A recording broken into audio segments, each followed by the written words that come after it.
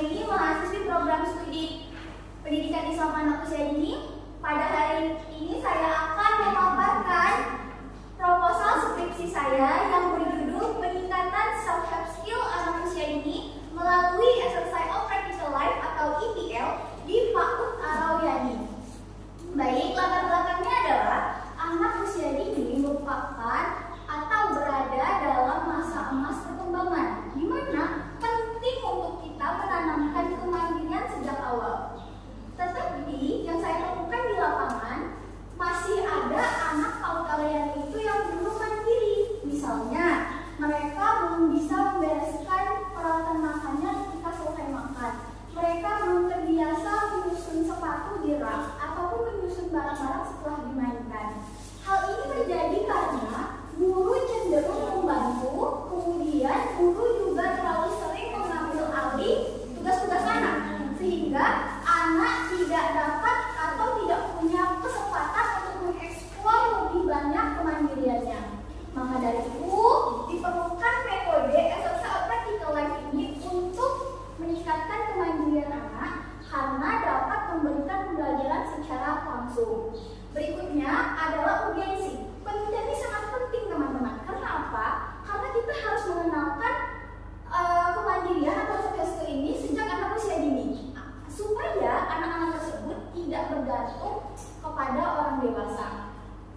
Jika hal ini dibiarkan, maka ini akan berdampak kepada anak di tahap yang akan datang. Berikutnya adalah grand theory. Pada proposal penelitian saya menggunakan teorinya Albert Bandura dan Erik Erikson. Albert Bandura dalam Halimatus Sa'diyah mengatakan bahwa anak itu belajar melalui proses meniru atau memperhatikan orang-orang di sekitarnya. Maka kita sebagai orang dewasa yang ada di sekitar anak harus memberikan pembiasaan yang baik juga supaya anak bisa meniru. Kemudian Erik Erikson juga menjelaskan bahwa anak itu belajar melalui proses menumbuhkan kepercayaan dirinya ketika ia diberi kesempatan. Hal ini sejalan dengan apa yang terjadi di PAUD Arowyani karena anak-anak di sana tidak diberi kesempatan oleh gurunya. Berikutnya adalah tujuan dari penelitian ini. Ada dua, yang pertama umum dan khusus. Kalau umumnya yaitu untuk meningkatkan soft skill anak usia dini, sedangkan khususnya yang pertama untuk melatih kemandirian anak dalam dressing skill atau berpakaian. Yang kedua untuk melatih kemandirian anak dalam self-feeding atau kegiatan makan sendiri. Setelah tujuan, maka adanya kajian teori. Kajian teori dari proposal penelitian saya singkatnya adalah self-help skill merupakan keterampilan dasar dalam menolong diri sendiri. Misalnya, entah itu pada kegiatan kebersihan diri, makan, ataupun toilet training. Kemudian, exercise of practical life merupakan metode atau kegiatan sehari-hari yang nyata, yang sederhana, seperti menuang air, mengancing baju, menyusun sepatu, ataupun menyusun barang. Terus apa sih hubungan antara EPL ini dengan soft skill anak usia dini? Hubungannya itu sama-sama mereka berorientasi kepada pembelajaran pengalaman langsung. Berikutnya adalah metode penelitian. Dalam proposal skripsi saya menggunakan metode penelitian tindakan kelas. PTK ini singkatnya kita yang cari penyakit, kita yang buat obat, kita juga yang telan obatnya. Nah, kemudian prosedurnya saya menggunakan model Candice dan McTaggart. Ini dimulai dengan observasi awal, perencanaan, pelaksanaan, observasi, kemudian refleksi.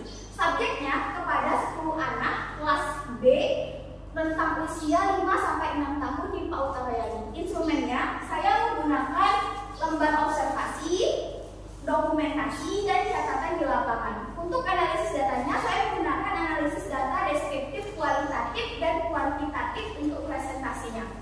Kemudian ada alat observasi, di mana pada penelitian saya ini saya menggunakan rancangan satu siklus untuk diterapkan di PAUD Arowyani. Untuk rancangan satu siklus yang pertama lebih berfokus kepada dressing skill atau berpakaian. Insya Allah untuk rancangan siklus kedua itu lebih fokusnya kepada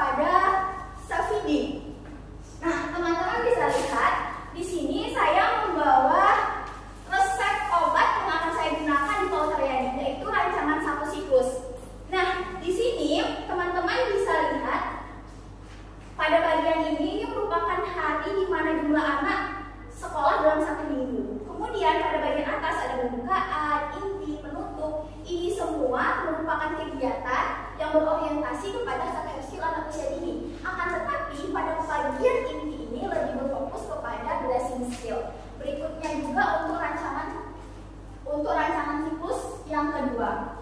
Nah, kesimpulannya adalah soft skill ini teman-teman harus kita tanamkan ke anak usia dini sejak awal. Apabila tidak ditanamkan, maka itu akan berdampak ke anak di masa yang akan datang. Sehingga anak itu selalu bergantung kepada orang tua. Maka dari itu saya berharap metode SSO Practical Life ini berdampak untuk menumbuhkan kemandirian anak, kepercayaan diri anak, tanggung jawab, dan karakter positif lainnya. Demikianlah paparan proposalnya skripsi saya. Saya